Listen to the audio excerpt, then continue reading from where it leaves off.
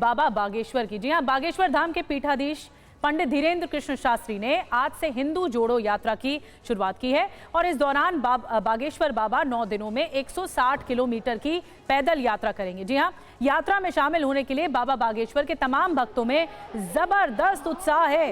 ये देखिए, ये इस यात्रा की एक झलक हम आप तक पहुंचा रहे हैं और लोगों में काफी उत्साह है। पंडित धीरेन्द्र कृष्ण शास्त्री के जरिए बागेश्वर धाम से ओरछा तक 107 किलोमीटर की पदयात्रा की शुरुआत हो चुकी है। तस्वीर आपके सामने है। बागेश्वर धाम में भक्तों का हुजूम किस तरह से नजर आ रहा है, ये भी साफ नजर आ रहा है। हर तरफ भगवा झंडे के साथ भक्त यात्रा में शामिल हो रहे हैं और बागेश्वर धाम के पीठाधीश पंडित धीरेन्द्र कृष्ण शास्त्री की ये यात्रा काफी खास रहने वाली है। इसमें खास क्या क्या होगा, 160 किलोमीटर की ये पद यात्रा है, पैदल यात्रा है। और हमारे साथ और ज्यादा जानकारी के साथ शुभम गुप्ता इस वक्त जुड़ रहे हैं सीधे इस यात्रा से। शुभम, क्या कुछ तैयारी है? तस्वीरें तो काफी कुछ बयां कर रही हैं कि भक्तों का एक बड़ा हुजूम देखने को मिल रहा है। क्या कह रहे लोग? बिल्कुल निधि, सीधे तस्वीरें आपको बागेश्वर धाम से दिखा रहे हैं जब पंडित धीरेन्द्र कृष्ण शास्त्री की हिंदू एकता यात्रा की शुरुआत हुई है और आज से ये यात्रा शुरू हुई है। आने वाले 9 दिनों तक ये यात्रा चलेगी और आप देखिए ये विहंगम दृश्य आपको यहाँ पर दिखाई दे रहा होगा। हजारों की तादाद में मध्य प्रदेश ही नहीं बल्कि देश के अलग अलग राज्यों से भक्त यहाँ पर जुड़ रहे हैं, लोग जुड़े हैं। और जैसा कि पंडित धीरेन्द्र कृष्ण शास्त्री कह रहे हैं कि हमें इस देश से जात पात खत्म करना है और हिंदुओं को एक करना है।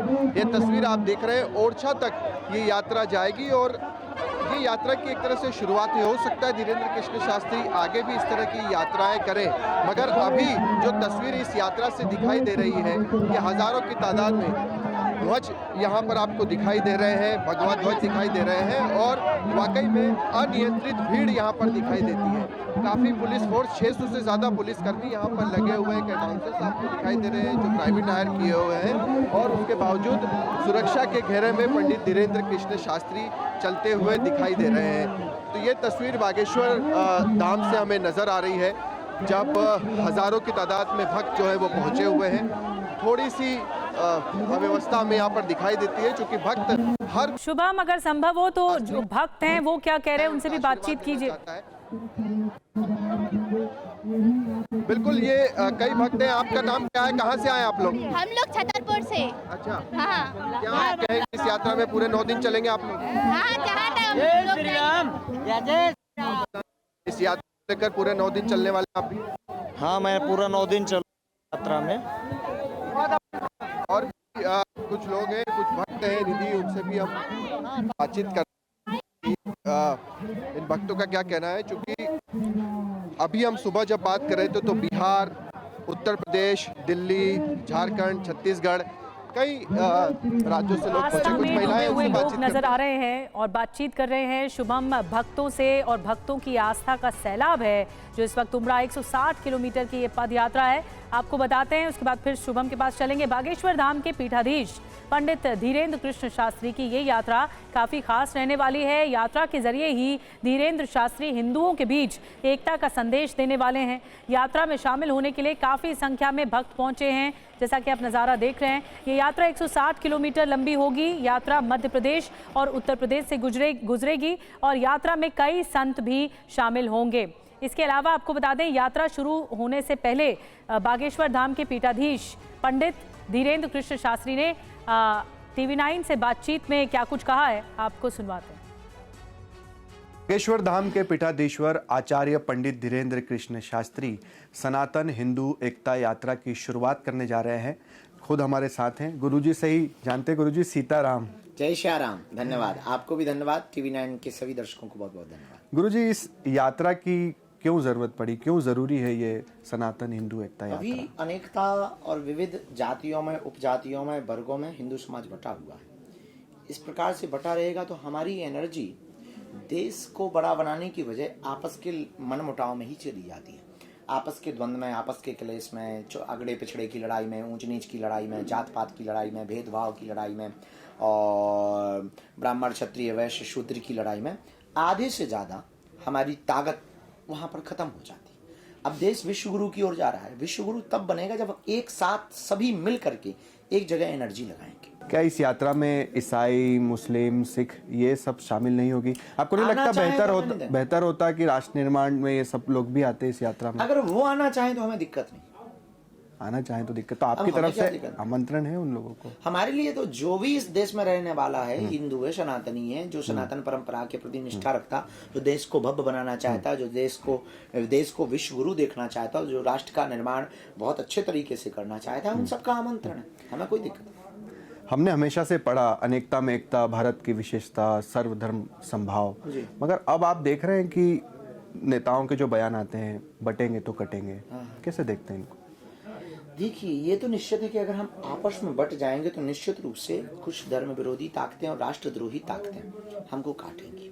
चाहे वो चीन की कूटनीति हो, पाकिस्तान की कूटनीति हो, बांग्लादेश की कूटनीति हो, तो भारत के हिंदुओं को, भारतीयों को, हिंदुस्तानियों को एक होने की तो जरूरत है। अगर इस दृष्टि से संदेश को देखेंगे तो सही है, पॉजिटिव। एक तरफ बटेंगे तो कटेंगे का नारा है, दूसरी तरफ उसी पार्टी का नारा है कि सबका साथ सबका विकास।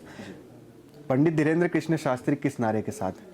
हम किसी भी राजनीतिक पार्टी के नारे के साथ, वो किसी भी प्रकार से, क्योंकि हमारा सिद्धांत, हमारा रास्ता एकदम स्पष्ट और क्लियर और अलग है। हम अध्यात्म को प्रेजेंट कर रहे हैं, हम एक सनातन के सिपाही हैं। हम किसी एक पार्टी के किसी नारे का सपोर्ट करेंगे तो हम अपने मिशन से भटक जाएंगे। पंडित धीरेन्द्र कृष्ण शास्त्री दुबई जाते हैं, वहाँ के शेख से मुलाकात करते हैं, तस्वीरें जारी होती हैं, वहाँ के मुस्लिम से दिक्कत नहीं होती? स्वागत करते हैं तो हम जाते हैं। भारत के मुसलमान हमारा स्वागत करें, हम वहां जाएंगे। उनसे कह दीजिएगा कि तुम्हें कसम है, करवाओ हमारा स्वागत, करवाओ हमारी कथा, हो हमारा प्रवचन कथा करवा दे, हम जाते हैं, हमें क्या दिक्कत है? हम तो इनकी मस्जिदों में कथा करने को रेडी। तो बेबाक पंडित धीरेन्द्र कृष्ण शास्त्री को आपने सुना। और बाबा बागेश्वर कृष्ण धीरेन्द्र शास्त्री ने सनातन बोर्ड की मांग पर क्या कहा है, जो लगातार उठ रही है साधु संतों के बीच में, उस पर क्या कुछ कह रहे हैं, आइए आपको सुनवाते हैं। ठीक, इसलिए जरूरी है कि जो 2005 में कुछ 100 एकड़ की ज़मीन पर थे, 2024 में 8.5 लाख एकड़ की ज़मीनों के मालिक हो गए, जिन्होंने पार्लियामेंट को भी अपने आधिपत्य ज़मीन के अंतर्गत बता दिया। तो इस देश में या तो उनकी नीति खत्म हो, एक ही देश एक नियम एक लागू से चलेगा, एक संविधान से चलेगा, फिर एक देश में एक कोर्ट है तो उनके कोर्ट की क्या ज़रूरत है? यदि है तो उनको, अगर अलग है तो फिर हम लोगों के साथ दोहराए को, इसलिए सनातन बोर्ड की मांग। तो जागरूकता फैलाने की कोशिश है पंडित धीरेन्द्र कृष्ण शास्त्री की, और इसीलिए ये पद यात्रा, पैदल यात्रा निकाली जा रही है। तस्वीरें लगातार शुभम गुप्ता हमें दिखा रहे हैं, वहां पर भक्तों से भी बातचीत करें। एक बार फिर रुक करेंगे शुभम का। शुभम, ऐसा लग रहा है धीरेन्द्र कृष्ण शास्त्री की बातचीत से कि इस बार की जो ये पद यात्रा है वो हिंदुओं को एकत्रित करने को लेकर एकमात्र मकसद या मंशा दिखाई दे रही है। देखिए निधि, धीरेन्द्र शास्त्री अपनी कथा से, मंच से कई बार हिंदुओं को जोड़ने की बात कहते हैं, जात पात खत्म करने की बात कहते हैं, और अब इस बार वो यात्रा निकाल रहे हैं। क्या नाम है आपका, कहाँ से आए? विनोद राठौर, मुंबई से आया हूं। मुंबई से आए आप यात्रा में शामिल होने के लिए। क्या कहेंगे, क्या खास बात लग रही है इस यात्रा से, असर पड़ेगा इससे? ये पूर्णतः भारत हिंदू राष्ट्र होने वाला है, पहली झलक से ही दिख गया। क्या काम करते हैं आप? हम लोग मुंबई में अपना डेकोरेशन का काम है। आप बताएं, आप कहाँ से आए? डाल्टनगंज, झारखंड। झारखंड से आए आप। देखिए निधि, जैसा मैं कह रहा था कि कोई मुंबई से आया, कोई झारखंड से आया है, क्या उद्देश्य इस यात्रा का? गुरु जी का ये जो पर्व है हिंदू राष्ट्र का, उसको सफल बनाना है, उसको आगे लेके चलना है। ठीक है, आप बताएं आपका क्या नाम है? हमारा प्रथम नाम है। कहाँ से आए प्रथम आप? जिला दमोह हटा से। अच्छा, दमोह से आए। जरा बजाकर बताइए, गुरुजी के साथ चल रहे हैं। ये तो धमाल के साथ बजता है, ऐसे ऐसे करके। ठीक है, पूरे 9 दिन चलेंगे आप भी? नहीं, हम तो चले जाएंगे वापस, भैया जाएंगे 9 दिन। ठीक है, आप बताएं आप कहाँ से आए? हम देवभूमि उपकाशी नगरी हटा से आए हम लोग। अच्छा, हाँ, पूरे 9 दिन आप यात्रा में रहेंगे? 2 दिन रहेंगे हम लोग। 2 दिन रहेंगे। माता पिता से 2 दिन की आज्ञा लेकर आए हैं। अच्छा। हाँ, और जो गुरु जी का लक्ष्य है वही हमारा लक्ष्य है कि भारत हिंदू राष्ट्र हो, लेकिन चारों वर्ण अपनाना होगा। यदि भारत को हिंदू राष्ट्र बनाना है तो चारों वर्ण अपनाना होगा। उसमें तो छत इस यात्रा से असर पड़ेगा आप लोगों को लगता है? जात पात खत्म होगा जिस जो उद्देश्य से निकले? बिल्कुल बहुत ज़्यादा असर पड़ेगा सर, बहुत ज़्यादा असर पड़ेगा, बहुत ज़्यादा संघर्ष करना पड़ेगा। ये निधि सुन रहे हैं आप, जात पात की करो विदाई, हिंदू हिंदू भाई भाई, इस तरह के नारे भी यहाँ पर लग रहे हैं। और जैसा मैं बता रहा था कि कल शाम से ही हम लोगों से बात कर रहे हैं, कोई महाराष्ट्र से, झारखंड से, उत्तर प्रदेश से, छत्तीसगढ़ जी अलग बिल्कुल, से तो यहाँ शुभम पर तस्वीरें लोग- दिखा रहे हैं, लगातार भक्तों से बातचीत भी कर रहे हैं। ये सब पैदल यात्रा कर रहे हैं, पद यात्रा कर रहे हैं। 160 किलोमीटर लंबी ये पद यात्रा है। बाबा बागेश्वर के साथ ही सब भक्त चलते हुए नजर आ रहे हैं और ज़बरदस्त उत्साह सनातनियों के बीच में ये देखने को मिल रहा है। हिंदुओं के बीच में ये जागरूकता देखने को मिल रही है। शुक्रिया आपका शुभम। और बाबा बागेश्वर की सनातन हिंदू एकता यात्रा में शामिल होने के लिए आज पूर्व सीएम दिग्विजय सिंह के बेटे और कांग्रेस विधायक जयवर्धन सिंह भी पहुंचे। इस दौरान उन्हें TV9 भारतवर्ष से उन्होंने खास बातचीत भी की है। क्या कुछ उन्होंने सवालों का जवाब दिया, आइए आपको दिखाते हैं।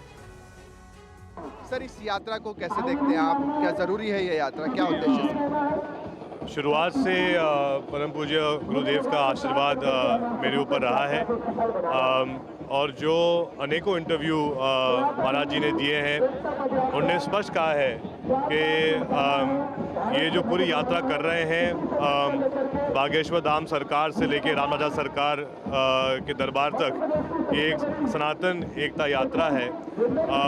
हम सब उसी परिवार से आते हैं जिन्होंने पीढ़ी दर पीढ़ी सनातन धर्म का पालन किया है और इसीलिए आज हम सब भी यहाँ जुड़े हुए हैं महाराज जी के साथ में।